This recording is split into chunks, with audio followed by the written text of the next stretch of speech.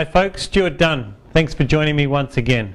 And what I'd love to show you is how we can set up a 100-gallon tank with a bunch of decoration rocks. And by the way, these have been moulded from real Holey rock. And real Holey rock, as you'd know if you've ever picked it up, is very heavy. It has some great advantages. It has some beautiful holes in it. And they interlock quite well together, so you can create some good formations. But you know, they are heavy, and they really don't often have big holes in it where the fish can swim right through, whereas ours, and we just grab them and we can cut those holes in them, and by no means would you ever want to be putting that in if that was a real one and then you drop it or it falls over once you've built the whole back wall with the rock stacked on top of each other. So I'd love to just show you why these are a great advantage to using those. And we've got a selection of, what have we got, 1, 2, 3, 4, 5, about 5, 6 of these, and watch what we can do with a tank in a very short period of time. So I'll just put the real one down, and one of the things that I want to show you also is the fact that you can get these, and this is quite a large rock, so you imagine if that was a real Holey rock, you know, firstly there's no way in the world one person's going to pick that up.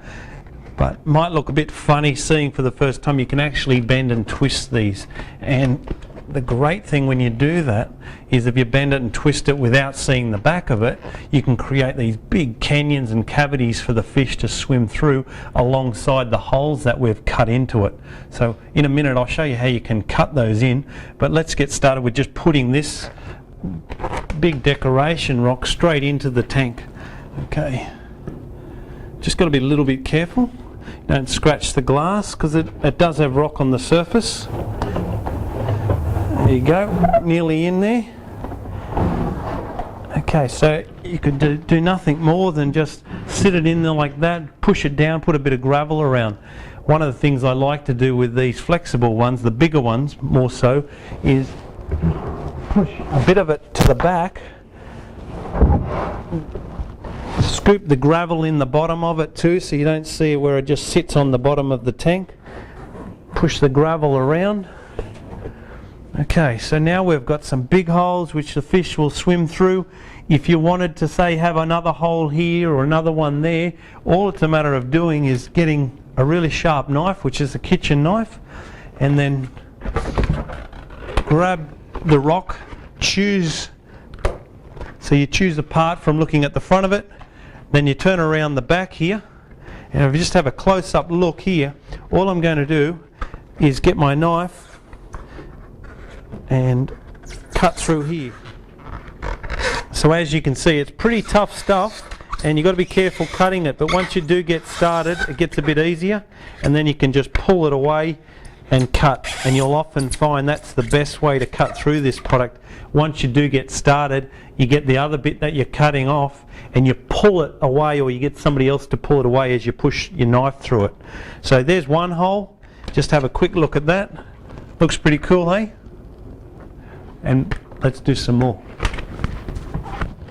So here you go, this is the example after I've cut about 10 holes in the background.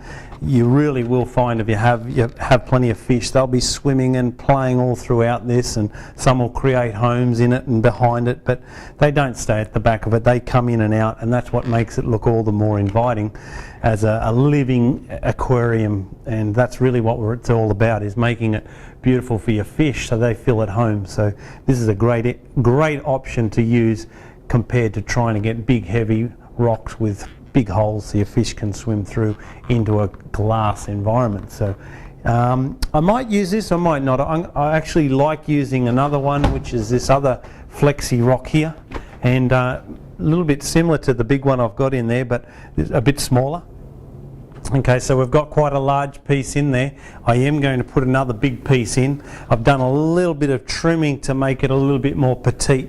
By the way, there's heaps of these pieces that you don't need to do anything with, but for the handyman who loves to play around, the hobbyist, by all means get in there and cut away and make it more exactly how you want. But you know, if I put some of these smaller rocks in like I've got here, just nestle those in, you know, a few plants and what have you, that's it. You don't need to do any more. I like to keep going and make it a little bit more dramatic, so I'll use this big one here. I love giving the fish more places to hide, and so in this case just nestling it once again into the gravel, pull the gravel in and behind it. That also helps anchor the rock in place. So that can just sit like so. Next thing we do is we'll grab some of the plants. The plants, these particular ones that I've got, they're indoor plants. They're plastic. They don't harm the fish at all. You can bend the base of them and then hook that one under the rock or right into the gravel, as I've done with this little one down here. Maybe that can go at the front here. Okay, big one at the back.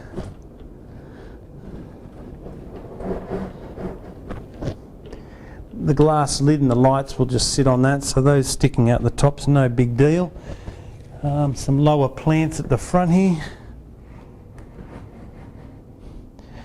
Once again, I'm using artificial plants. You could use real ones or no plants at all. Still look pretty good with no plants, just a lot of rocks for your fish. Okay, what do you think? Maybe another one tucked in down.